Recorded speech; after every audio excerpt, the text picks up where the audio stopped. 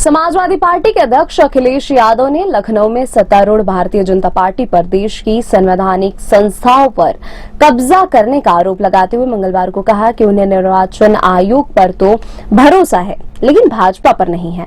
उन्होंने भाजपा की मोदी की गारंटी को घंटी करार देते हुए प्रदेश में नौकरी के लिए आंदोलन कर रहे अभ्यर्थियों को घर जाकर संकल्प लेना चाहिए कि लोकसभा चुनाव में भाजपा के खिलाफ वोट करके इन गारंटी वालों की घंटी बजानी है।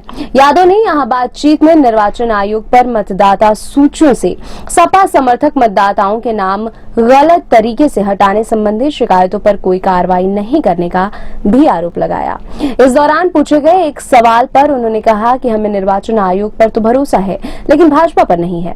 आप बात को समझिए, भाजपा संस्थाओं को कमजोर करती है, वह संस्थाओं का इस्तेमाल कर रही है। संस्थाओं के माध्यम से जो अन्याय हो सकता है वह भाजपा कर रही है।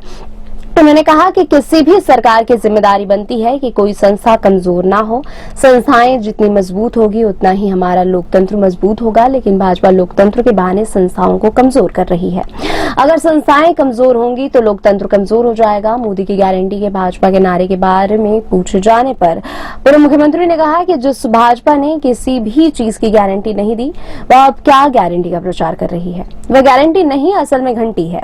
पहले जुमला था, अब गारंटी है। ना जुमले में काम पूरे हुए और ना ही गारंटी में काम पूरे होंगे। उन्होंने कहा कि उत्तर प्रदेश सरकार लगातार भर्तियों को निरस्त कर रही है। प्रदेश के 60 लाख नौजवानों का भविष्य अंधकार में है और अगर वे और उनके परिवार वाले भाजपा के खिलाफ हो गए तो पार्टी का उत्तर प्रदेश से सफाया हो जाएगा। भाजपा का उत्तर प्रदेश से हटने का मतलब देश से हटना होगा। सभाध्यक्ष ने कहा कि इन 60 लाख बच्चों के परिवार के अगर 2 सदस्यों को भी मतदाता के रूप में शामिल कर ले तो 1 करोड़ 80 लाख वोट होते हैं।